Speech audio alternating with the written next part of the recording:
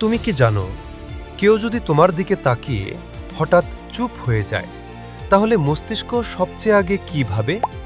সাইকোলজিতে একে বলা হয় নেগেটিভ ইন্টারপ্রিটেশন বায়াস। মানুষ চুপ থাকলেই আমাদের ব্রেন ধরে নেয় কিছু একটা ভুল হয়েছে।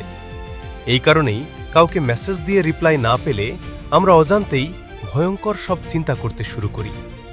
মস্তিষ্ক সবসময় নেগেটিভ সম্ভাবনাকে আগে ধরে, কারণ প্রাচীন সময়ে বিপদ আগে বুঝতে পারলেই বাঁচার চান্স বেশি ছিল।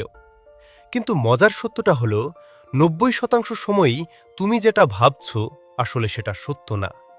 তবুও তোমার ব্রেইন তোমাকে সবচেয়ে খারাপটা ভাবতে বাধ্য করে।